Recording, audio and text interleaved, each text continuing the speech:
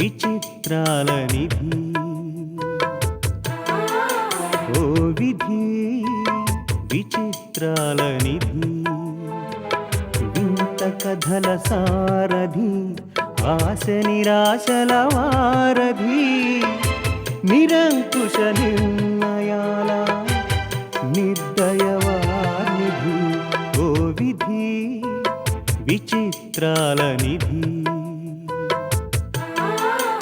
ఓ విధి విచిత్రాల నిధి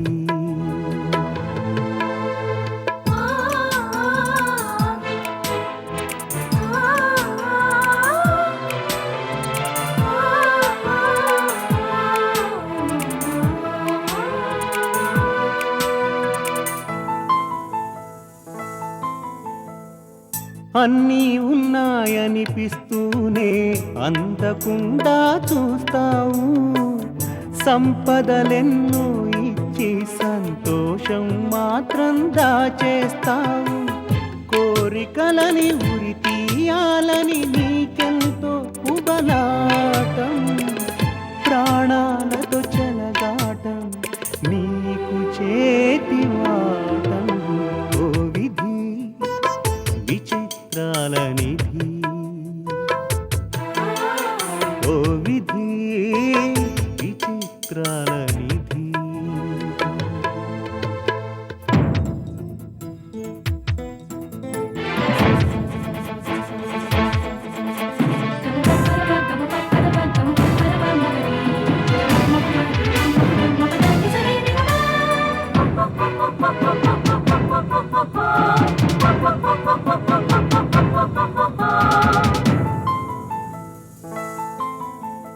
ఊహలు తలకిందులు చేసి ఉనికిని చాటుకుంటావు ఊహించని మలుపులతో ఉసురు పోసుకుంటావు మనసు మమతలపై నీకు అనాదిగా కక్ష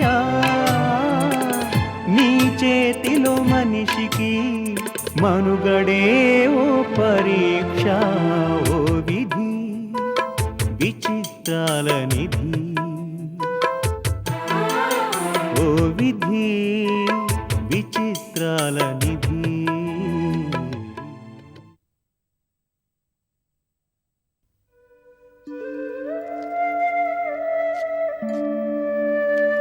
టోకెన్ అడ్వాన్స్. రిజిస్ట్రేషన్ అప్పుడు మిగతా మొత్తం ముట్టుతుంది. అలాగే బాబు. వెంటనే రెక్కలు కట్టుకుని ఇంట్లో వాలి నా పిల్లలకు ఈ చెక్కు చూపించాలన్నంత ఆనందంగా ఉంది. వెళ్ళొస్తానమ్మా.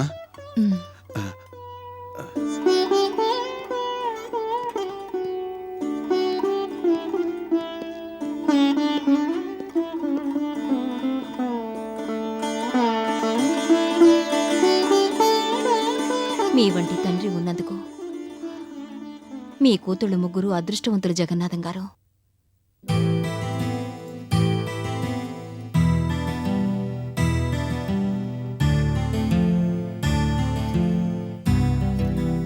Excuse me madam. 2 minutes late. Sorry madam. Factory నుంచి బయలుదేరుతుండగా సింగపూర్ నుంచి ఫోన్ వచ్చింది. I see. మనం ఫారిన్ మార్కెట్లో ఇంట్రడ్యూస్ చేసిన కొత్త ప్రోడక్ట్ సక్సెస్ అయినట్టు సర్వే రిపోర్ట్ వచ్చిందట. కంగ్రాచులేషన్స్. ఇంత మంచి న్యూస్ ఇలాగే నేను చెప్పేది మరి. తప్పకుండా సెలబ్రేట్ చేస్తారు మేడం. ఇంపార్టెంట్ మీటింగ్ జరుగుతోంది. లంచ్ వరకు డిస్టర్బ్ చేయొద్దు. కొత్త వెంచర్ విషయంలో ముందుగా మీకు పాయింట్ క్లియర్ చేద్దాం అనుకుంటున్నాను మేడం. చెప్పండి. కంప్యూటర్ సాఫ్ట్వేర్ మార్కెట్లో ఇప్పుడున్న పోటీని తట్టుకుని నిలబడాలంటే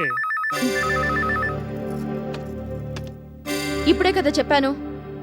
ఓ మీరా మిస్టర్ రవీంద్ర? నోనో, ఇప్పుడు కుదరదు. మీరేదైనా డిస్కస్ చేయాలనుకుంటే ఆఫ్టర్ లంచ్ అవర్ మీట్ అవ్వండి. లక్ష్మీదేవి విషయమా? I see. వెంటనే రండి. రవీంద్ర గారు లక్ష్మీదేవికి సంబంధించిన అర్జెంట్ మ్యాటర్ ఏదో చెప్పాలనుకుంటున్నారు. అంత అర్జెంట్ మ్యాటర్ ఏమైంటుందబ్బా? Sorry to disturb you madam. It's all right mister Ravindra, చెప్పండి. లక్ష్మీదేవి కొత్త ప్రాజెక్ట్ ఏదో స్టార్ట్ చేయబోతుందన్న వార్త నిజమే మేడం. అంత ఖచ్చితంగా ఎలా చెప్పగలుగుతున్నారు? సరైన స్థలం కోసం వెతికి వెతికి ఆఖరికి ఒక సైట్ ఫైనలైజ్ చేశారట. ల్యాండ్ ఓనర్ను పిలిపించి అడ్వాన్స్ కూడా ఇచ్చారట. I see. మనం ఆ ప్రాజెక్ట్ని ఆపాలంటే ఇప్పటి నుంచి అడ్డుపడ్డం మొదలు పెట్టాలి. You're right mister Ravindra. మొదటి అడ్డుపుల ల్యాండ్ దగ్గర వేయండి. ఆ స్థలాన్ని మనమే కొనేటట్టు చేయండి. లక్ష్మీదేవి అడ్వాన్స్ కూడా ఇచ్చిందని చెబుతున్నాడుగా రవీంద్ర. ఇస్తే ఇవ్వనివ్వండి. ఆ డబ్బు తిరిగి ఆమె మొహాన్ని కొట్టించి అంతకు రెట్టింపు అడ్వాన్స్ మనమిద్దాం. ముందు ఆ ల్యాండ్ ఓనర్ ఎవరో కనుక్కుని అతనితో మాట్లాడండి మిస్టర్ రవీంద్ర. అలాగే మేడం. మిస్టర్ రవీంద్ర, ఆ స్థలాన్ని మనమే కొంటున్నాం. మ్మ్.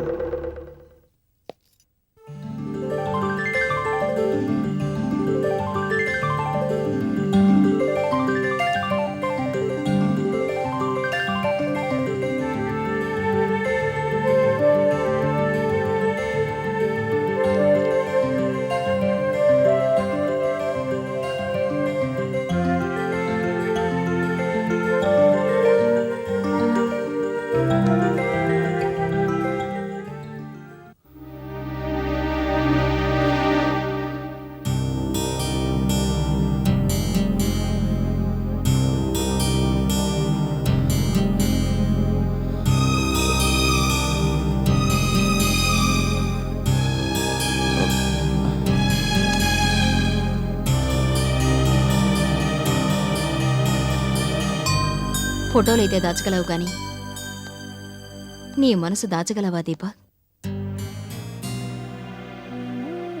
బాబు గుర్తొస్తున్నాడా?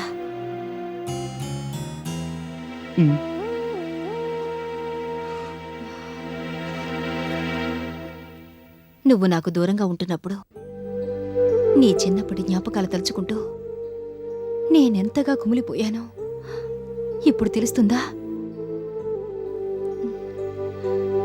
నవమాసాలు మూసి నిన్ను కనకపోయినా కన్న కడుపు కోత అనేది ఎలా ఉంటుందో నాకు బాగా తెలుసు. అందుకే బాబుతో పాటు నిన్ను వెళ్ళమని చెప్పాను. నువ్వు నా మాట వెళ్ళలేదు. చెప్పుకోవడానికైతే భార్గవి కన్న తల్లినని చెప్పుకుంటుంది, కానీ ఏనాడు తల్లిలా ప్రవర్తించలేదమ్మా తను. భార్గవి మీద నీకెంత కోపంగా ఉన్నా మరీ అంత నిర్దాక్షిణ్యంగా మాట్లాడడం మంచిది కాదు. నీకు తెలీదమ్మా, పొద్దున్న నిద్రలేచింది మొదలు మళ్ళీ రాత్రి నిద్రపోయేదాకా వాడి ఆలనా పాలనా చూసుకుంది నేనమ్మా. తండ్రి అనేవాడు బిడ్డలకెన్ని సేవలు చేసినా తల్లి స్థానాన్ని భర్తీ చేయగలడా? లేదు. తల్లి ఎప్పటికీ తల్లి. బిడ్డను సరిగా పట్టించుకోనంత మాత్రాన వినోద్కి తల్లి కాకుండా పోతుందా? భార్గవిని పెళ్లి చేసుకుని నేను ఘోరమైన తప్పు చేశానమ్మా. తప్పు చేయని మనిషంటూ భూమి మీద లేడు దీపక్. చేసిన తప్పును తెలివిగా దిద్దుకునేవాళ్ళని అదృష్టవంతులంటాం. అలా దిద్దుకోలేని వాళ్ళని దురదృష్టవంతులంటాం. తప్పు దిద్దుకునే ప్రయత్నం చేసి దెబ్బతిన్న వాళ్ళని ఏమంటారమ్మా? లోకం తెలియని పసివాళ్ళు అంటారు. తప్పుని దిద్దుకునే ప్రయత్నంలో నీలాంటి వాళ్ళు సంపూర్ణమైన మనుషులుగా ఎదిగే అవకాశం ఉంది. అదృష్టవంతుల కన్నా అదృష్టవంతులని అనిపించుకునే అవకాశం ఉంది. భార్యాభర్తల మధ్య వచ్చే మనస్పర్ధలు కాలం కాని కాలంలో కనిపించే మబ్బుల్లాంటివి. అనురాగం అనే గాలి వీచినప్పుడవి దూది పింజల్లా తేలిపోతాయి. అంతా మంచే జరుగుతుందనే ఆశతో ఎదురుచూడ్డం మనిషి చేయవలసిన పని. అంతేగాని ఇలా ఏవీ చేతకాని వాడిలా కన్నీళ్లు పెట్టుకోవడం వివేకవంతుల లక్షణం కాదు.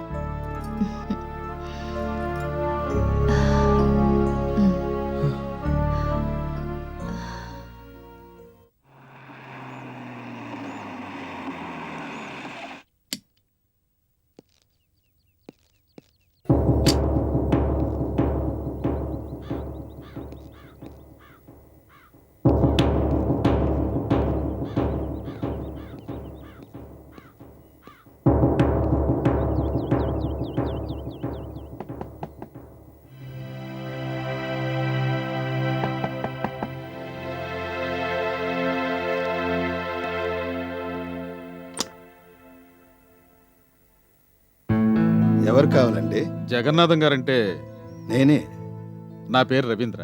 మీతో కొంచెం పనుండి వచ్చాను. లక్ష్మీదేవి గారు పంపించారా? కాదు, రోజీ గారు పంపించారు. రోజీ గారంటే? వాకిట్లోనే నించోబెట్టి మాట్లాడతారే. రండి రండి రండి.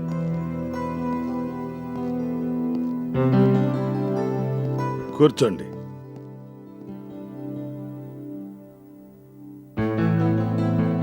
మీరు ఒక్కరే ఉంటారా? పిల్లలు కాలేజీకి వెళ్ళారు. ఎంతమంది అండి పిల్లలు? 3 ఆడపిల్లలు. ఆహా. మంచినీళ్ళు తాగుతారా? ఇప్పుడు వద్దులేండి. చెప్పండి, ఏం పని మీద వచ్చారు? మీరు అమ్మకానికి పెట్టిన స్థలం ఉంది కదా, లేదు.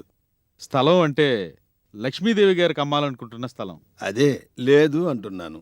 అంటే అమ్మకానికి సిద్ధంగా లేదని చెప్పడం మీ అభిప్రాయం అనుకుంటాను. కాదు, లక్ష్మీదేవి గారికి అమ్ముతానని మాటిచ్చాను. మాటదేముందిలేండి, ఈజీగా వెనక్కి తీసుకోవచ్చు. క్షమించండి, ఇచ్చిన మాట వెనక్కి తీసుకునే అలవాటు నాకు లేదు. పైగా వారు అడ్వాన్స్ కూడా ఇచ్చారు. అడ్వాన్స్ వాపసు ఇచ్చే అలవాటు లేదని అనకండి, ఎందుకంటే మీరు చాలా నష్టపోతారు. మీ స్థలాన్ని లక్ష్మీదేవి గారికి అమ్మితే మీకు ఎంత వస్తుందో అంతకు 2 ఇస్తారు రోజీ గారు. మీరు తీసుకున్న అడ్వాన్స్ వెనక్కి తిరిగి ఇచ్చేశారనుకోండి, అంతకు 3 ఇస్తారు రోజీ గారు. క్షమించండి, నాకు మాట ముఖ్యం, డబ్బు కాదు. ఆడపిల్లల తండ్రి ఆలోచించవలసింది మాట గురించి కాదు, డబ్బు గురించి.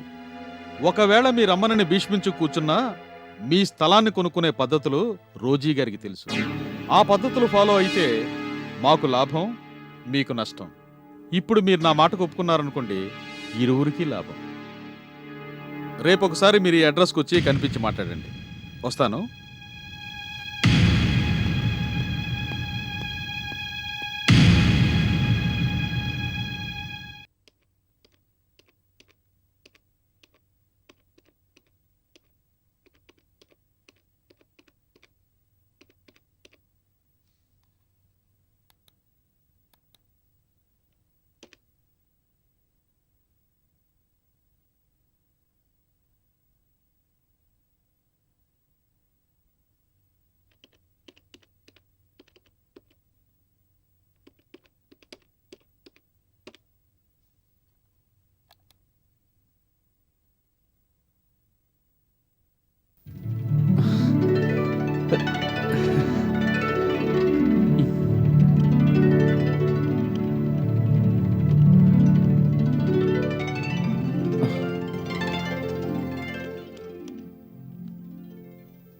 మొన్న ఆ మధ్య నువ్వు నర్సరీకి వెళ్ళి కొన్న మొక్కలు ఎలా వాడిపోయా చూడు.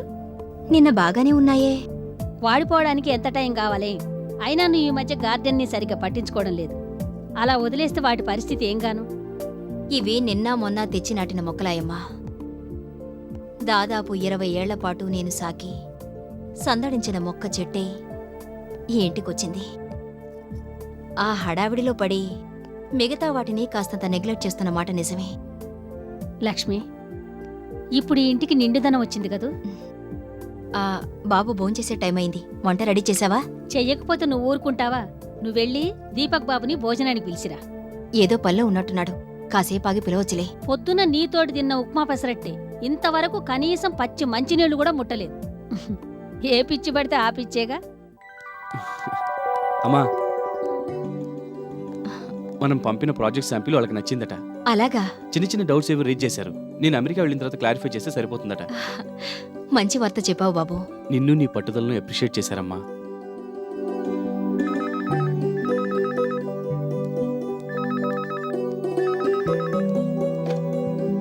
హలో, చెప్పండి బావగారు.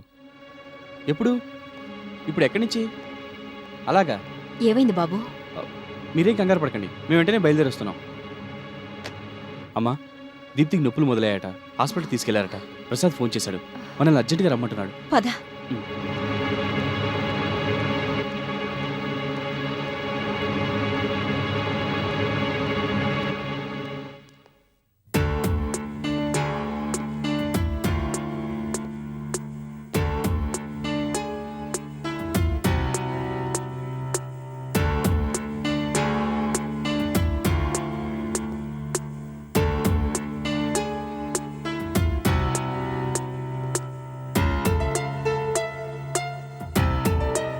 దీప్తికి ఎలా ఉందో ఏమో, ఒకసారి వెళ్ళి చూసొస్తానన్నా. అదేమిట్రా అబ్బాయి, పెద్ద పేరున్న గైనకాలజిస్టులు 2 ఉన్నారని ఇప్పటిదాకా నాకు ధైర్యం చెప్పావు. నీకంటే ఏదో చెప్పగలిగాను, కానీ నాకెందుకు భయంగా ఉంది. సిజేరియన్ దాకా వెళ్లాల్సిన అవసరం లేదని, నార్మల్ డెలివరీ కావచ్చని డాక్టర్ గారు కూడా చెప్పారు కదా. నువ్వు అనవసరంగా కంగారు పడి నన్ను కంగారు పెట్టుకోరే.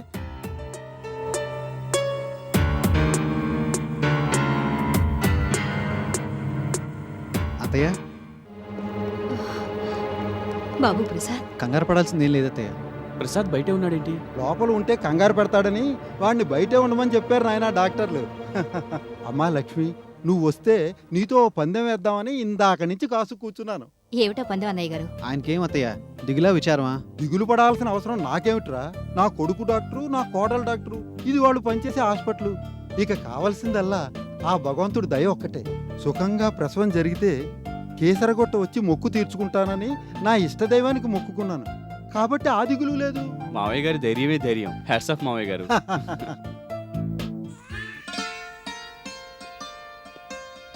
ఇందాక నుంచి వీడి టెన్షనే టెన్షను. డాక్టర్లకే అంత టెన్షన్ ఉంటే మామూలు వాళ్ళు మనకెంత ఉండాలి టెన్షన్? లక్ష్మి, ఇప్పుడు చెప్పమ్మా, నీకు మనవడు పుట్టుంటాడా మనవరాలు పుట్టుంటుందా?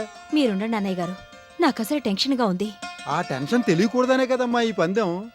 బాబు ప్రసాద్, దీప్తి ఎలా ఉంది? దీప్తిని మనవరాలు కావాలని అడిగారటగా, ఇస్తాను రమ్మంటోంది. ఎంత తీయటి వార్త చెప్పావు బాబు. కంగ్రాచులేషన్స్ బాబు గారు. Thank you. రండి, మీ మేనకోడలు చూద్దరు కానీ. పదండి.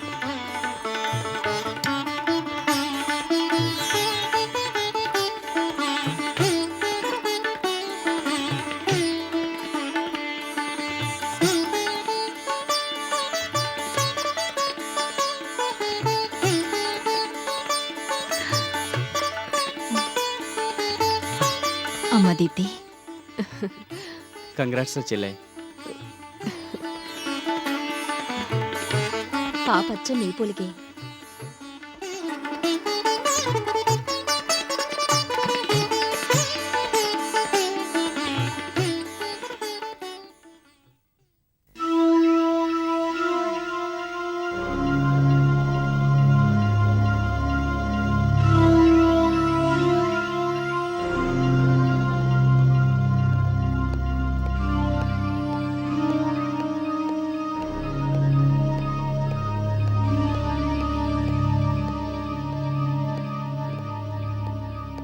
Good morning madam. What mister Ravindra?